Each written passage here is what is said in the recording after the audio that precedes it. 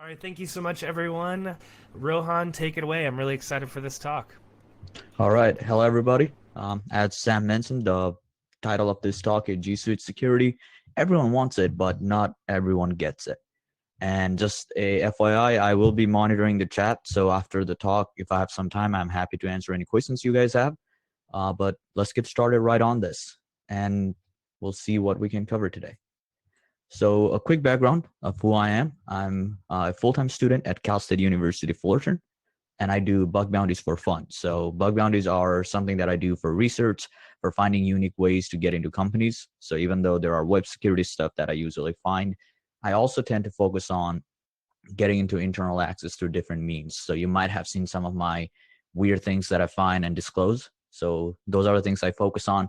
G Suite is one of them, since there's a lot of things you can do on G Suite, and there's a lot of ways to mess up on that as well.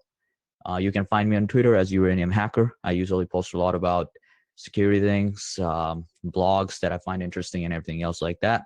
I have my own blog at sites.google.com/securifying.com/secblogs. So if you guys go to that, I have multiple links to different things I find. Some of them are specific vulnerabilities, so it could be like IDOR on some company, or some of them are more generic that are widespread. And some of the things that I'm covering today are already, like, some of them are already on the blog. So you guys can refer to the blog and use that for your own use as well. So let's kind of get started into what is G Suite. For people that don't know what G Suite is, it's basically Google's version of Gmail, Google Drive, Google Calendars, pretty much everything combined in a software as a service designed for companies. So for example, when we use gmail.com, we have access to Gmail, Google Drives, Google Calendars for that email. And Google decided, let's bring that to companies. So now we have, if you're a Buckrod employee, if you have at buckrod.com, if Buckrod uses G Suite, you can use that to send emails directly. So you don't need to worry about setting up email servers through other companies. Google will handle that for you. So there's, like, you want email, G Suite has that. You want calendar, G Suite will give you that. You want shared drives between companies, you get all of those as well. So it basically has combinations of everything. And then the best part is you can use that to log into other places. So if you have Google Cloud Platform, that's another thing you can log into. So it's basically a combined product for all the Google features out there. And that's the best part of it, since everyone wants to use it, but it also leads to super easy vulnerabilities, because what happens is admins will sign up for G Suite and start importing employees, but they will not realize that there's going to be security issues with that. There could be employees sharing things that this will not be sharing outside to everyone. So the admins won't realize there are settings that G Suite has where you can click on a button and prevent the whole leak.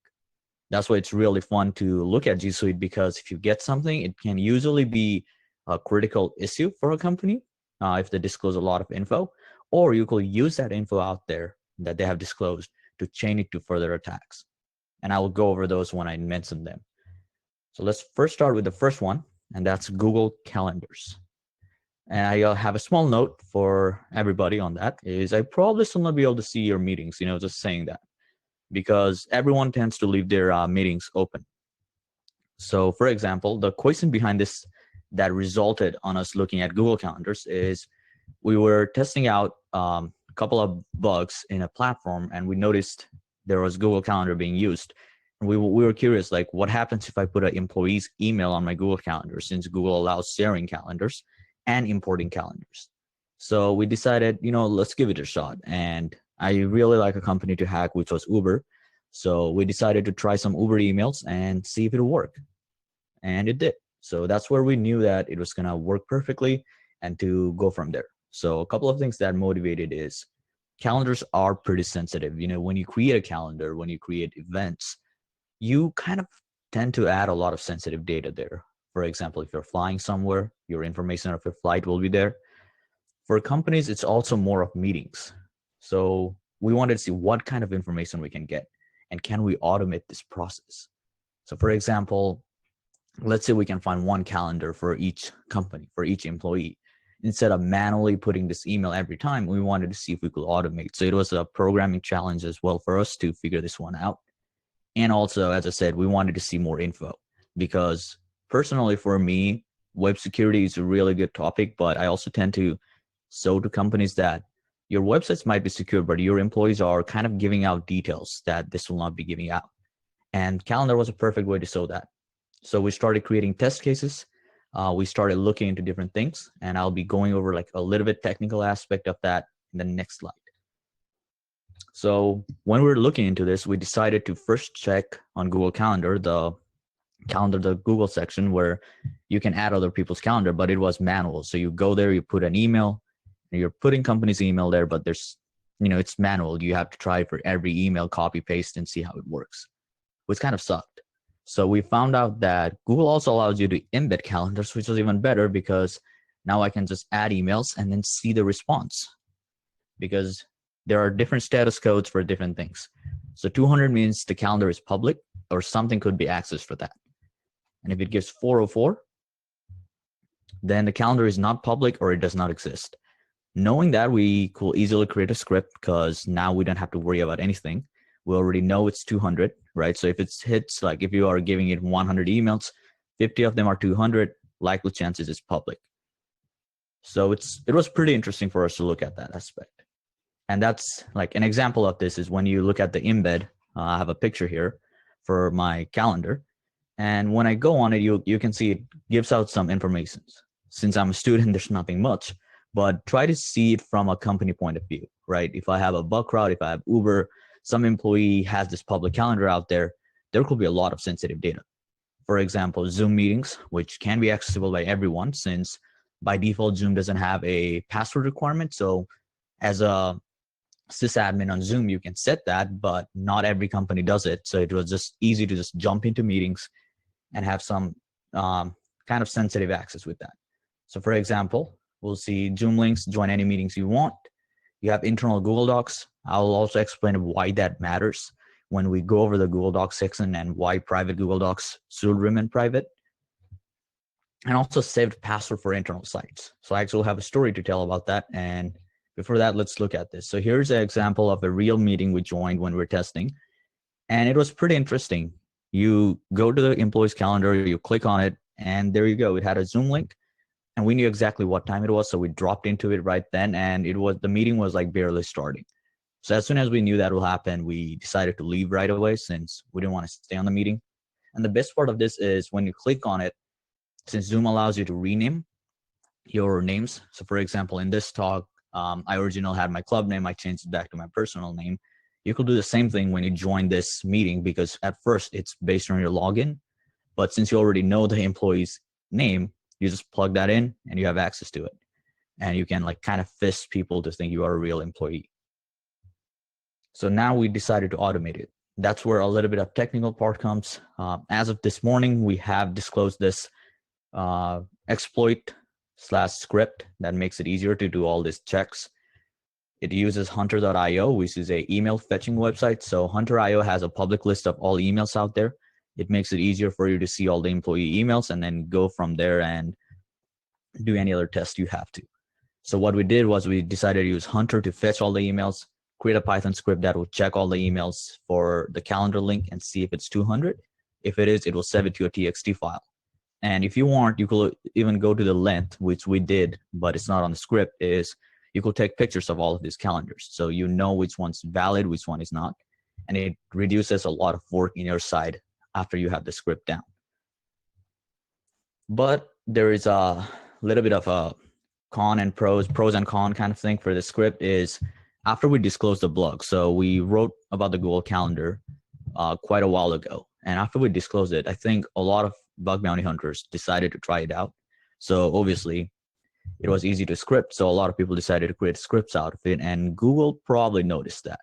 So they have rate limited calendar.google.com now. So you probably want to be careful of how much requests you send, because you probably don't want to send like 500 requests a second or something, since you'll kind of get rate limited on that. There are probably bypasses to it. The script doesn't cover that yet. I am looking at some of the bypasses this week. So there have been a couple we have found to bypass the rate limit, but we'll see if we can embed that on the script or not. We'll have to discuss with Google in regards to that. So if you are interested in doing this attack, if you're interested in Google Calendar, a quick TLDR is basically you run the script. It allows both a domain and a txt file. So let's say if you have a txt of all emails for a company, you can just pass that into the script. It will analyze those.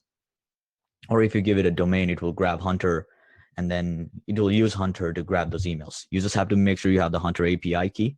So make sure you have that on the Hunter API.python file, and you will be able to run it. So let's see a sample. So here you have a sample where I'm showing you the test.txt file with emails. I run that with cal.py, and then you can notice that it finds all of those awesome calendars that you can access. Some of these will go private today. I made them public just for this talk, so I will make them private after this talk, but you are definitely free to try other emails. So if you know company emails, if you are on a pen test and you want to try it out, feel free to use those emails, put that in on the script and see if it'll work. And I have modified the script on this video a little bit that you guys are seeing because I wanted to show the real output as it was happening. Otherwise, what the script will do is it will output the content to the test.txt file. Now, we covered the exploit part. As a hacker, it's really easy to exploit. As a bug bounty hunter, it's really easy to find. But the problem is knowing how to fix them. That's why when I was creating this talk, when I was discussing with some of my friends, we're thinking, so we covered the aspect of how to fix this. Because obviously there's no point in us disclosing a security issue or disclosing things like this that can be mass exploited and not have a fix for companies. So that's why each part of this talk will have an aspect where you can fix this if you are a G Suite admin for a company. So if you are watching this talk and you work at a company and you haven't received a report about Google Calendars and you don't know if you're vulnerable yet, just try this out and make sure your company is secure. So for example, here we have a simple G Suite admin panel. What you'll do is once you go to the panel, you can go and search for calendars. So when you look for calendar settings, it shows you the calendar service. So how G Suite works is each app is known as a service and you can turn it on and off for everyone. Obviously, you don't want to turn it off for all your employees to make yourself secure because at that point, no one can use it. But what you can instead do, it change the external sharing options. Now, how this works is, let's say an employee is super into making their calendar public. There are cases where those are needed. For example, if you work in HR, if you work in some kind of a marketing team, and you want to let your client, customers know when you're free and when you're busy. So you probably want your calendar public. But as a G Suite admin, you don't want your employee disclosing meetings to other people. So a perfect way to do that is you'll change your calendar settings and you'll say, hey, just make it free/busy. So what that will do is it will just show on the public calendar when it's free and when it's busy, so it won't disclose anything else. For example, if you were to go to Ubers or someone, and if you try putting one of the employees' email, even if they have it public, it will just say when they're free and busy, it doesn't give you any vital information at all. So that's why it's good as a G Suite admin to utilize this. Usually it's not by default turned on, so you probably want to go there and do that. If you do this, it will force all employees that as the maximum shareability, because sometimes employees can override some of the G Suite settings when they're doing manual shares.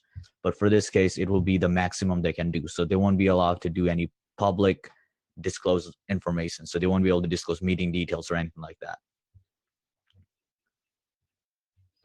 And before I move to the other part of this talk, I just want to recap to the Google Calendar part. As I said, the script is out there now, so you will be able to use it. The script is on Bug Bounty-site GitHub account.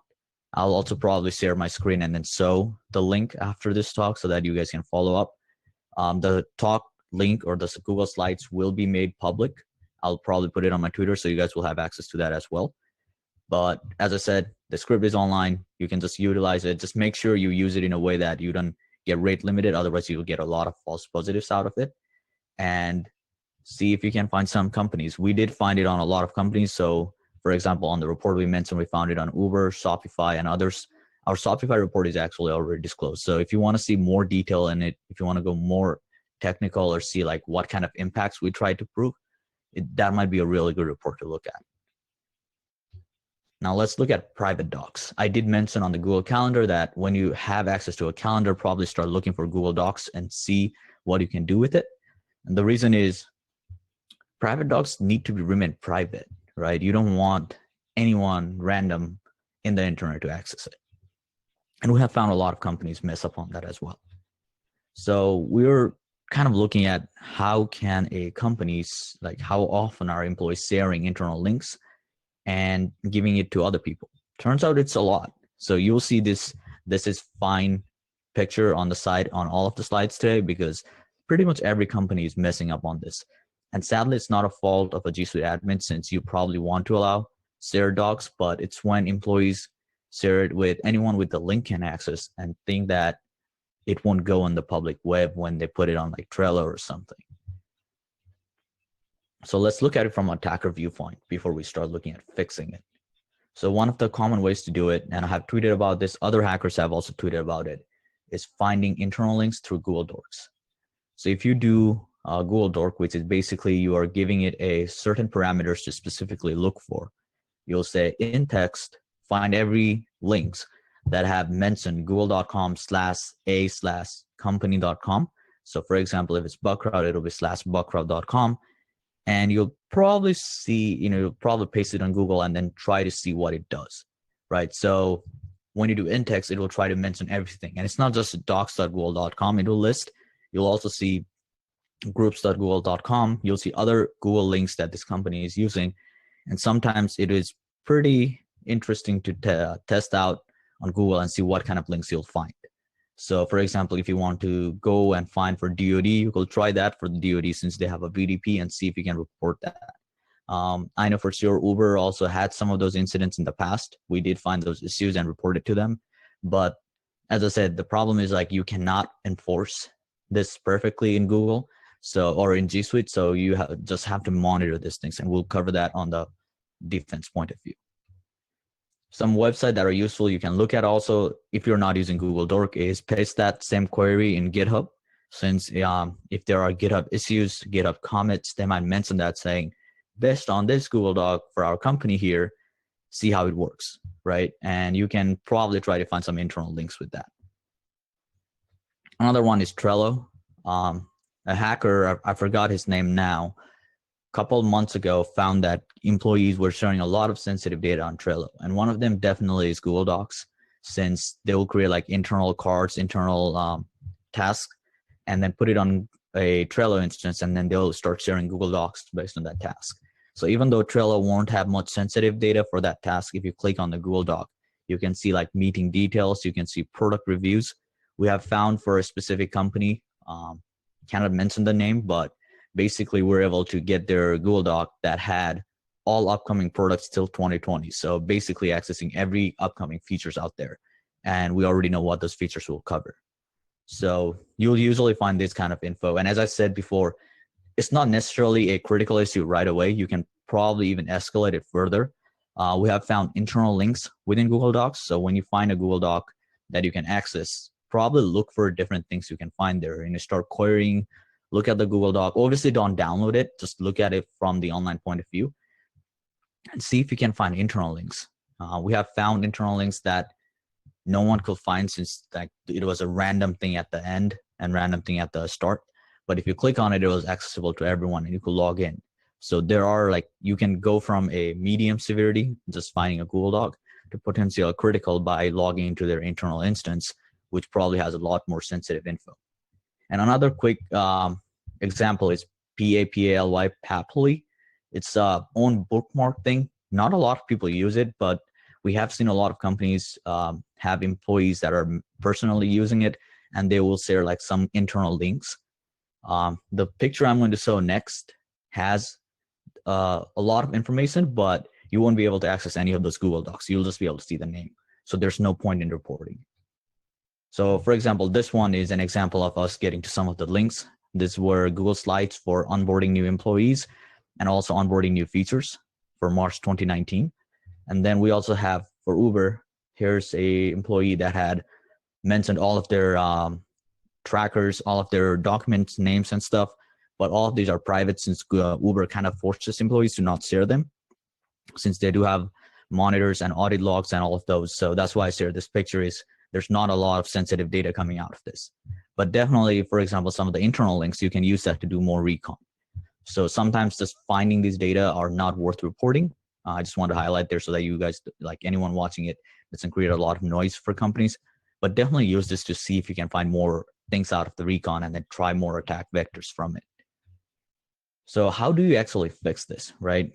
Because as I said, there's no point in disclosing this and then telling the company good luck. So what you actually do is in Google, you can create alerts and audits. So when you go to your homepage and click on the menu bar, it has an option for reporting audits and alerts. So on the audit section, you'll select Google Drive, which makes it easier. And then you'll select anything that has the visibility change from internal to external. So for example, here you'll see I have a couple of documents. One of them was anyone with the link within the domain to private for Securify Inc. So you can also have only people within the domain to access it if they have a link. You can also make it private for a specific domain. And there are also like none to can edit. So when you share files, and if you're a GSuite admin, you can utilize this to see if employees are externally sharing files to other individuals, and you can even see the logs of who are accessing it. So it makes it easier if you get a report, if you are working in the GSuite admin section for a company and you get a HackerOne or a Buckra report that says, I got access to all of your docs that has VPN crest, that has password, all of these sensitive info. You can use this to actually get the logs of that and see if someone had exploited this in the past, or even the hacker reporting is not reporting you all things needed. So now before I move into the other section, I do know there are some questions that were asked on the chat, so I'm just going to quickly answer one of them. Someone asked if we could share the calendar script. It is already public on the Bug Bounty site, so I will show the link at the end of the presentation here, so you'll have access to it even after the slides. But let's move on to the next one. Google Sites. Now this is where the fun actually is, if I were to say it, because we have found things on Google Sites recently due to a new change that Google added that not a lot of people realize has happened yet. So internal informations are always fun, especially in Google Sites. You find a lot of crazy things, I'll say, a lot of internal infos, onboarding data, VPN creds. We have found internal login informations and all of these. So the question is, new Google Sites came out, so how can we exploit this? What happened was originally, I will show the comparison in a while, is there was an old Google site that allowed you to link or see all the Google Sites a company had. And then Google decided to make a new design with new features on it. So if you go to my blog, which is on securifying.com/secblogs, it is using the new Google Site version. And that's when I was looking at it, and it looks super interesting to see how it works. So this results in a new exploit that not a lot of companies are aware of. So let's compare the old versus new Google site right now. So the old one, for example, if you were to go for Uber, you'll go to sites.google.com/a/uber.com. And what this will do is it will show you my sites in Uber. And since you're not an employee, you don't have any sites. But if you click on browse sites, it will list you all public sites that you can access. So this was in the old version of Google Sites, and it was super easy, right? You don't have to guess a company's Google site link. You don't have to do anything. You just go click on browse. If it's public, you see it and see if there's sensitive data there. For most of the companies, we couldn't find a lot of sensitive data on these cases because those are usually like public data they are sharing with customers. In case of Uber, it was with drivers and riders. So it'll be like coupons. It'll be upcoming events, referral programs, and all of that. So those were not sensitive. But then Google decided to add a new Google Sites feature. So now all of the Google Sites link, if you're using a new Google site, is sites.google.com/uber.com/ the title of the blog. So it is not something you can easily list for all for a company or like all of the Google sites. So you'll have to actually brute force it. But then at the same time, one thing Google did easier is on the old Google sites, if you were to try to find these by brute forcing it, you have to make sure you're logged in to your Google account, right? So if you need a Gmail or anything, you'll just need to be logged in with at least one account in Google, and then you could view these things. So what Google did was it made it easier to brute force with the new one. So you can just have a wfuzz link with a dictionary of files and then brute force it for that company. So here's an example for securifying.com that I utilize to test all of these things is you'll pass in the rough large directories, which is the simple online brute force directory from SecList, and you'll look for all the 200 content out there. So 200 means these sites are publicly accessible with anyone. You don't even have to be logged in. And you'll go to sites.google.com/securifying.com and then fuzz that. And you can see in the result, we have minimum of like 4 that were found.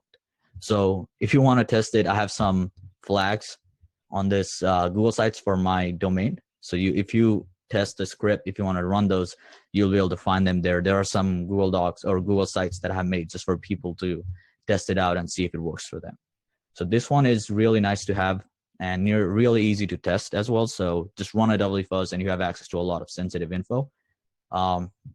We did test it on a company. I asked for permission from the company when I was doing this presentation and they declined to be mentioned. So I won't be able to mention their name, but it's a really useful thing to test out on all the companies that you are part of. And one thing I'll recommend corporate employees. So if you're a bug bounty manager working for a company, is to actually try to add GSuite security to your bug bounty measures. There are a couple of companies that do that. So I'd like to give a shout out to Netflix here. Is they recently added that on their bug crowd briefing, where they mentioned that if you find a security issue on their GSuite config, so not a security issue on GSuite, but something specific to Netflix, they will pay you bounties for that. So for example, if you're able to find their internal groups that you could access, they'll pay you bounties for those as well. So I'll request, like, if companies can do it, this is a really good measure to take, because if you realize, like, as I have showed in the pictures here, there are a lot of sensitive infos that these docs could have. Even though they won't give you a full critical impact, it is not that hard that once you deep dive into this, that you can use info from these docs and link them to other places and actually get a critical out of this. So now how do we actually fix this? And this is kind of a bad part for the new Google Sites, is there's no easy way to fix. Because what Google did is integrated the new Google Sites into Google Drive. So what that means is previously each Google site was a site in itself. So you could have security measures implemented on G Suite. But with the new one, it's actually a file in your Google Drive. So companies cannot say that all G Suite new Google sites have to be private, because there's no way to restrict that in a way. What you'll have to do is you'll have to restrict permission sharing in Google Drive itself and limit it through that. So that's kind of a bad thing for some of the companies. It's really hard to prevent this.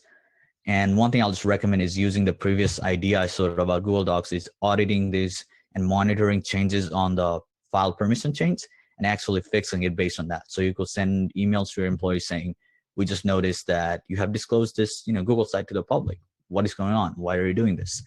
And the past places that I have worked, we did actually do those to make sure employees, when they shared files, we were alerted of that. So if you're on a security team, probably start creating alerts to get monitored for those, and try to see if you can find other companies doing it and report it to them as well. So I'd like to do an in conclusion real quick. This was not that long of a presentation because I wanted to answer some questions people probably have. In the conclusion, going over Google Calendar real quick, most companies have public calendars accessible for all, so it's super easy to test. And what I'll recommend is, once you find a Google Calendar with the script or something, go to your personal calendar and import it there, since Google allows that. And what you can do from there is you can actually search that calendar. So their previous things that they had public, like their meetings, their upcoming meeting links, you can search them by string.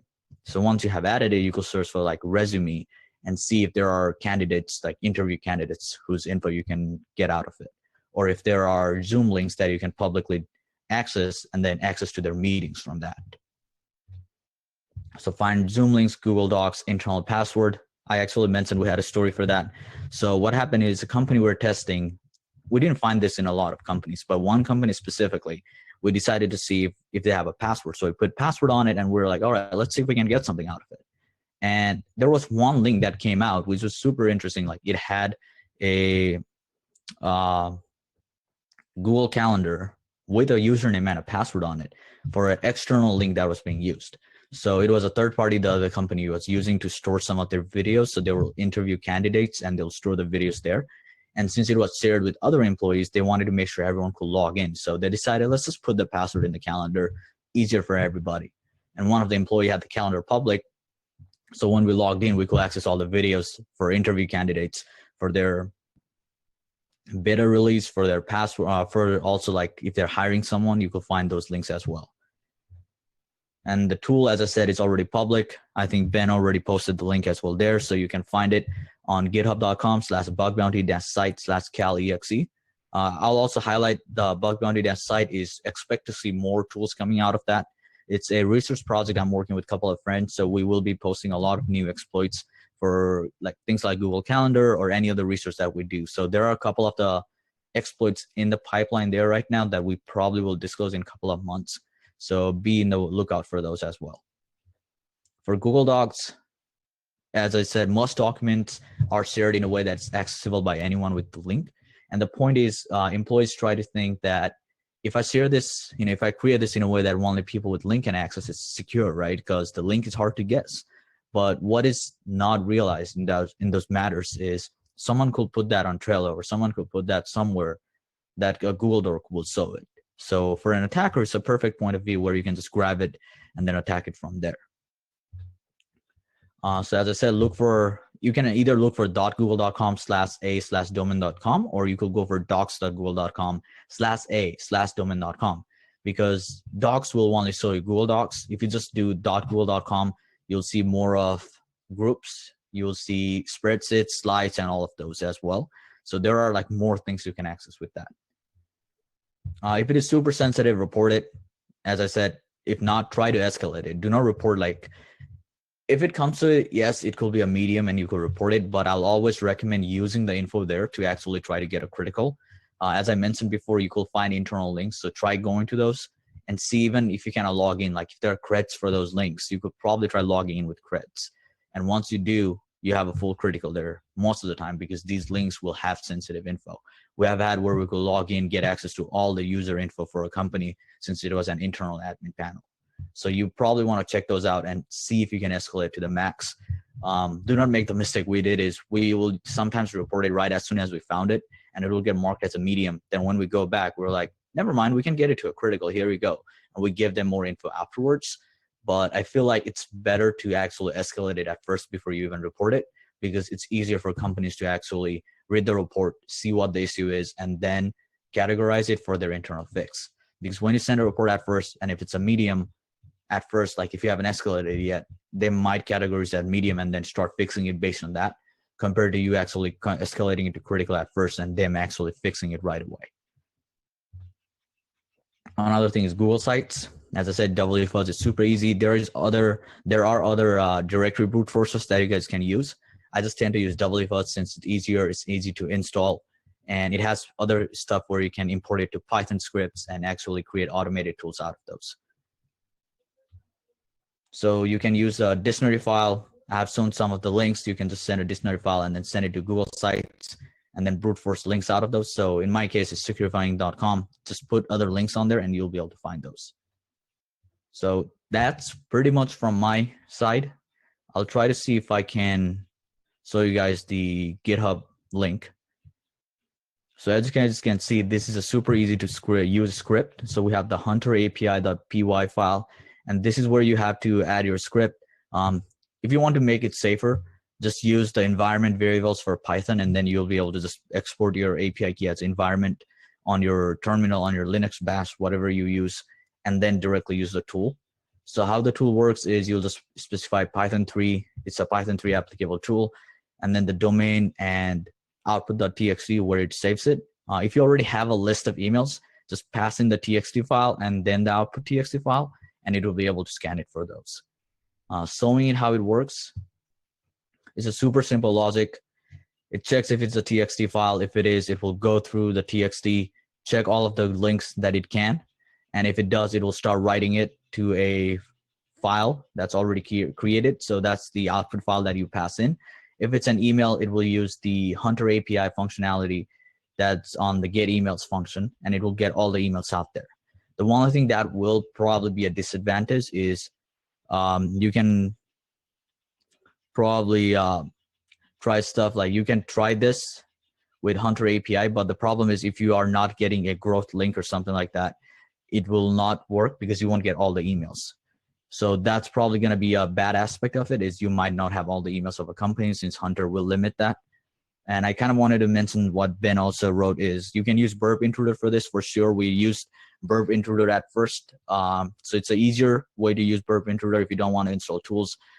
Just pass in all the emails that you have. So with Hunter, you can even export a CSV file. So you can directly import it on a Burp Suite and then start running scans with Intruder. But as I said before, make sure to try to go not beyond the rate limit, because that'll probably hinder your work. So the rate limiting is pretty fast in Google Calendar now. So you probably want to make sure you are threading it properly.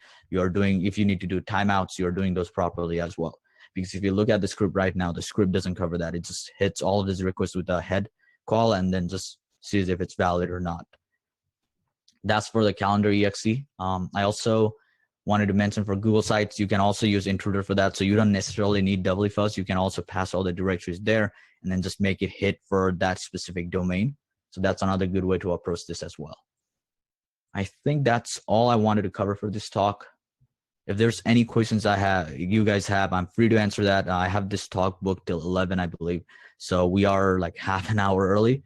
So feel free to ask any questions. I'll try to start answering them. I think someone asked about a GSuite takeover.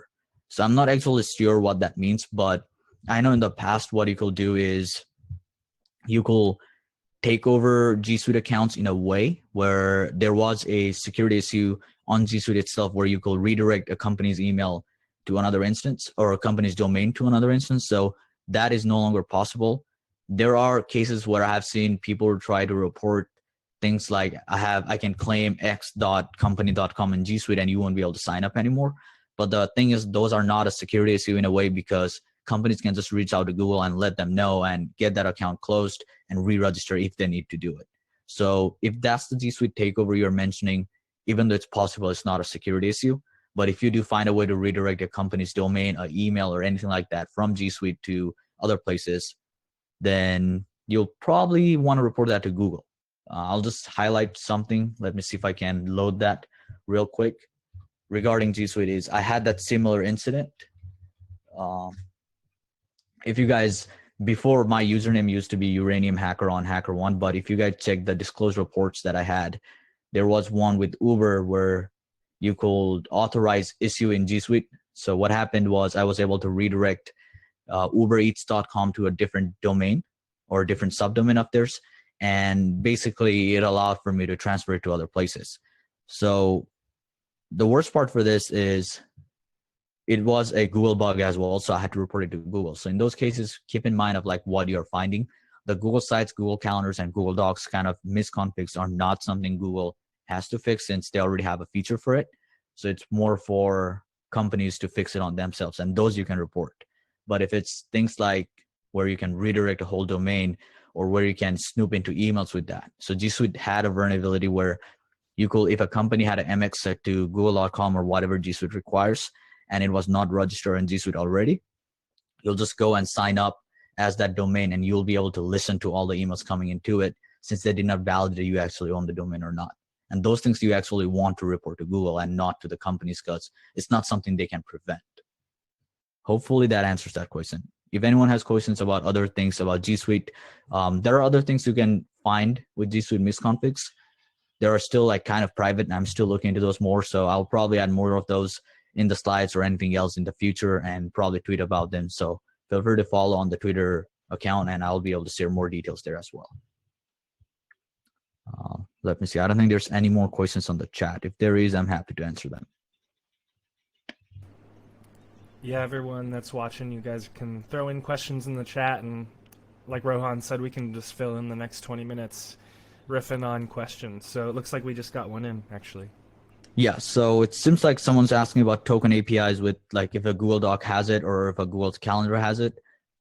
If you cannot verify it, so some of the token APIs, you can probably test it out. So if it's a Dropbox, Slack, Mailgun or anything, try it out and then see if it works. But if it does not, and if you cannot verify it, I'll recommend still reporting it to some extent. So like let them know on HackerOne or Bugcrowd, but do expect that it won't always be a critical right away. And you probably want to be careful about like how you're reporting it too, right? So don't try to go as out of scope as possible. Obviously, if it's something really bad, then you probably want to report it right away. So if it's a token you cannot use, I'll say it'll be a medium severity depending on the company. So not always a guarantee that it will be a critical. That's why, like, look at the doc more, see if you can find more info out of it. Someone asked why a docs.google.com/a/ that is going to SSO. So with the Google Docs, how it works is specifically that link that you shared.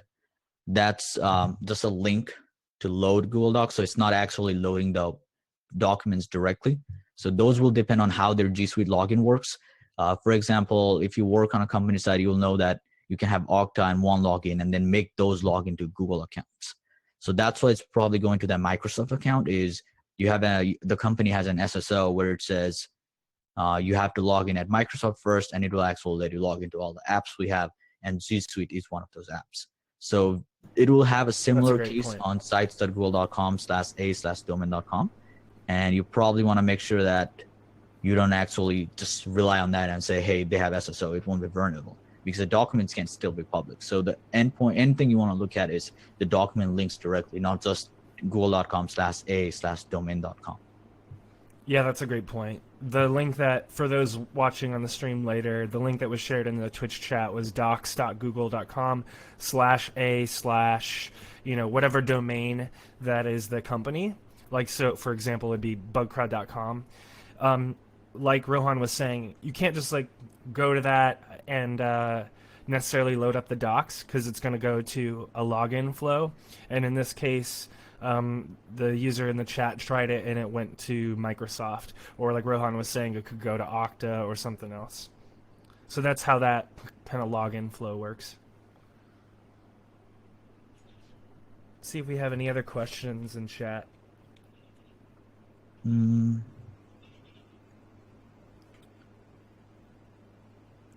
Do you work from your local machine, or do you use a VPS setup and work from that?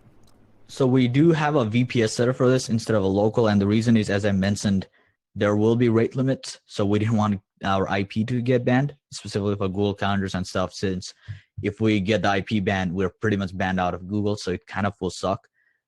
That's one reason why we do use a VPS setup. You won't need a really crazy VPS setup. You can get a simple, like a Linode instance for, I think it's like $5 a month, and you'll be able to use that to run the basic scripts. Especially things like the CalExe or WFuzz, those won't take a lot of memory space or take a lot of like uses from your VPS, so you won't have to worry about running out of bandwidth or running out of memories on those.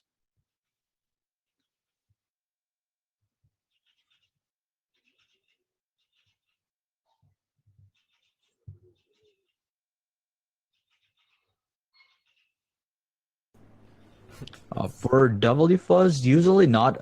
There are people who have specific files they create themselves. So I'll say once you start noticing a pattern, for sure do that and create your own directories or dictionaries out of it. For a start, I just tend to use raft-lars-directories.txt from Seclist, since it has most of the files or the dictionaries that I need. And I just tend to run that. And if I see a pattern, then I'll try to create it based on those. So for example, just throwing it out, like if a company has all their Google sites title name after a food name or something, right? Then you probably just want to have a dictionary file or a TXT file with a bunch of food names and try those and then see if it'll work. Because if it does, then you'll just be fine. Like you won't have to create other noise. You'll get a higher rate of success. So most of your links will come out being valid instead of just sending Seclist link and then getting a lot of invalid links out of it. So it just depends on, if you see a pattern, create your own dictionaries. Otherwise, any dictionary still be fine.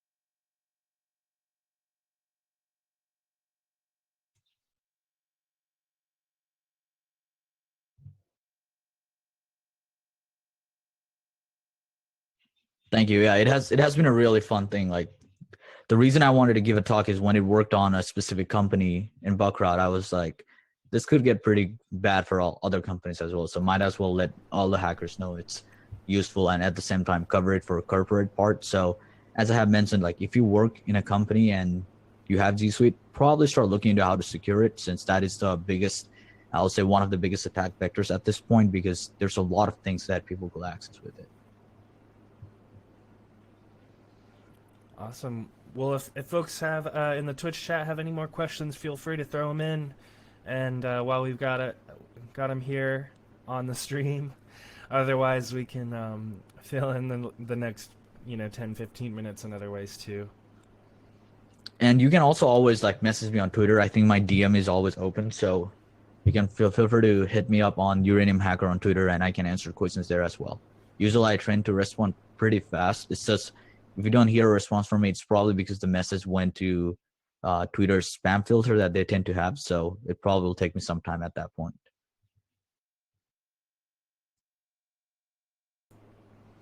All right, then I guess we'll move on. Thank you so much, everyone. Please throw whatever emoji you want to use in chat. Throw it in there. Oh, actually, we just got some more questions in, so maybe we can keep it going here because it looks like we just got 2 right there.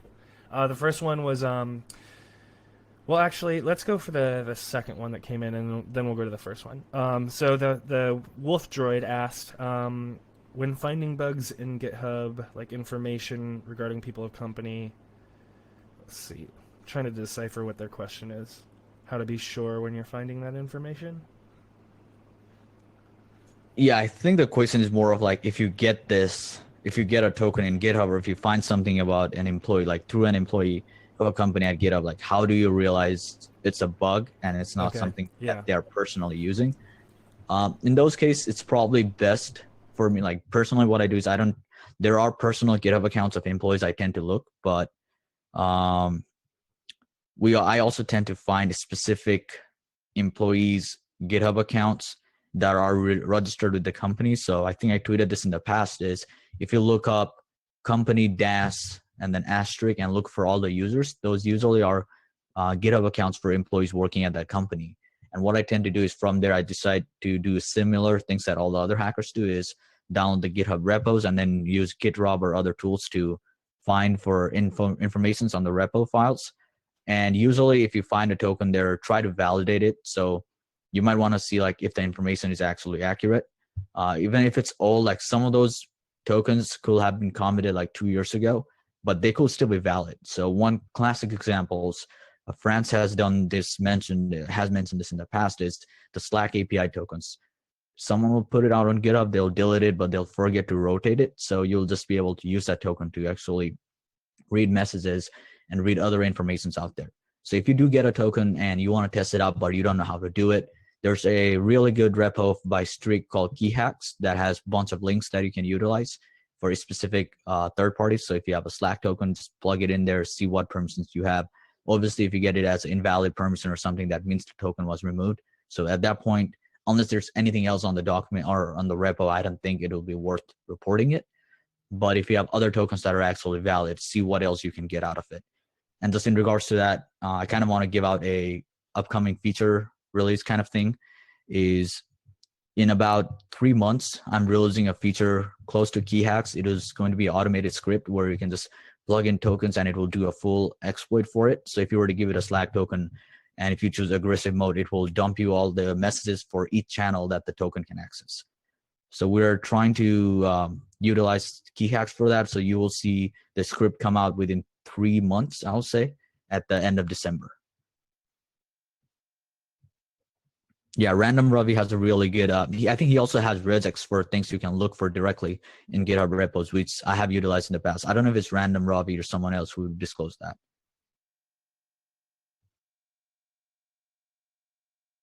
Just got a good question from Paper Bag Prince asked, first they made an observation that it seems like chaining bugs together is what gets you the big bug bounties or those thick bounties. So are there any bug chains that you find yourself chaining together over and over in your bug bounty hunting? There's multiple chains you can do. So like if it's web security, there's XSS to CSRF to account takeovers and all of those attacks you can do. one thing that has happened to me a lot recently, and I even wrote about this, is following up on ticket trick that Inti looked at, is when Inti disclosed about the blog or the exploit, you could just go to company's domain and then, or you could do the ticket trick and you could get into their Slack and other stuff. But Slack decided to secure that, so there was no like ways to exploit it. And when I started looking into it deeper, um, ticket trick will still work on a lot of companies, but I wanted to see how I could chain that to other places. And we used Google logins, so we verified the email on Google and then logged into every internal places we could from that and got access to a lot of sensitive info. That has worked for me a lot in live hacking events, in other events, and it still works. So it hasn't necessarily been fixed by any companies. I will say there are still ways to attack it. It's just, to chain them, you have to know what your next chain will be. Once you start looking at it further, like once you start looking at ticket trick and then start testing how it works, I think you will have an idea of like how to chain them. So that's one of the biggest attack vectors that I've seen myself doing a lot of chaining over and over right now, because there's a lot of different ways you could, if like one door closes, there's another door always open in ticket trick to actually get into internal panels with those. There was a question about what is the most critical thing you found through the misconfig in G Suite. So there were a couple of them. One of, in terms of Google Calendar, one of the most critical was getting that credentials that allowed us all the videos for internal interviews. We also had, for Google Docs, we have downloaded product, or we have got access to all, as I said, upcoming product features till 2021 or 2020 for companies. So not a critical, but like a high information disclosure for them. We also had, for a company, we were able to download their unreleased tools and unreleased features. So this is a company that builds softwares and other things, and we could actually download their upcoming features that's not even known to the public yet. And the kind of a good part on that is when we escalated it further, the internal softwares that we had actually allowed to find internal domains, and they had like test usernames and passwords for those, so we could log into those as well. So those have been another critical findings we had. Someone asked, what are public sources to find sensitive? So there's a lot of sources out there that have sensitive data. Trello is one of the biggest ones right now. We have found a lot of those. I keep forgetting the hacker's name, but he found a lot of those, and he has disclosed this in the past. I think he found one on United Nations and other companies as well. Pastebin is a pretty useful one. It's not as useful now. I think if you find it, it's probably some other hacker testing and putting information there as notes. But we have found stuff on like the Happily, the bookmark website I mentioned. There are also slides here.net, where companies tend to put their internal slides there and not realize it's public. So you can, not always like a security issue, but you can find internal info that you can use. So let's say, a classic example is, let's say if you find an SSRF and you don't know internal domains to hit, you can probably find slides that mention internal domains and just try those. GitHub is a perfect one. Asana is even better. I really like Asana. I'm not gonna lie, we have found a lot of his stuff with that. Jiras are good. Specifically, look at the cloud Atlassian instances for companies and see if they allow public sign up. If it's like, let's say, buckroute.atlassian.net, and if you can go there and it shows you all the tickets there, it's already bad. So you probably want to check those out as well. Obviously, internal Jiras are even useful because those tend to have more security issues, I think, than the cloud version of it. Bitbucket is another good. GitHub is always useful. There's always a lot of things in GitHub to cover. There's also another slide sharing website called Prezi, which allows you to do animated slides. And we have found internal documentations of new features, internal even tickets info for support tickets. So employees will be doing a Google Docs, or like they'll be doing a presentation on internal support issues they got, and those will be made public. So that's really good for escalating it.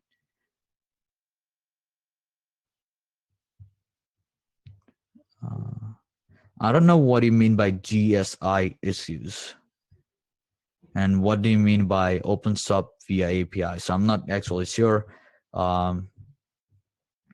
Wolf Droid, what do you want me to spell out? I can probably type it in the message easier, which will probably be easier for everyone. In that case, there's also another one that was asked to me is, can you talk about some crazy bug that you recently found? So this one is a really good thing. I was doing some kind of a recon on a company, and there was a domain that allows signing up as referrals slash partners kind of thing. So once signed up, you could actually, like, it will take time to get verified. So they'll verify your account and they'll add you to an internal referral instance. But the interesting part of that is their internal instance had no access controls. So instead of just being a partner, I could be an admin.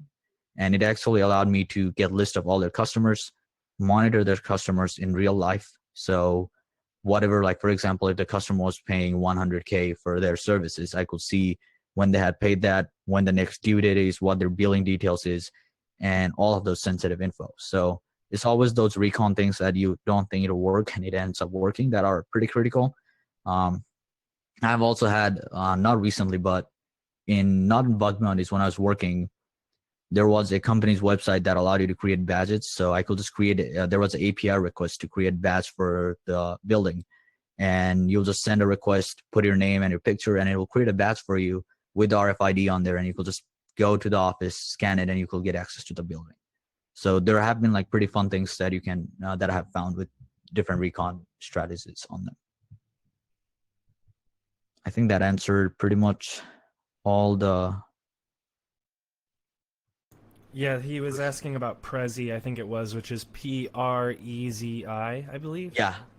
Yeah, that's what Wolf Droid was asking to spell earlier. Okay. Yeah, that's a really good website I have used in the past for finding infos for companies. Cool.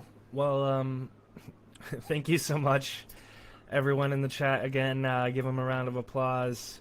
Rohan, where can people find you on Twitter and everywhere else? If you want to put that information up on the screen, or if Yeah. you have it on So a slide. if you want to find me on Twitter, it's pretty much Uranium Hacker. Super easy to spell.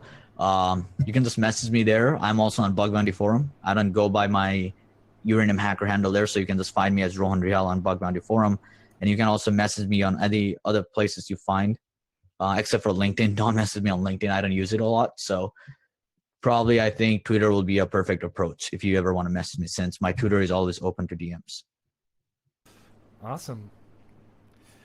Thanks, man. I hope you have Thank you an very much. awesome rest of your Yeah. day. Thank you for your time. Thank you. Yeah.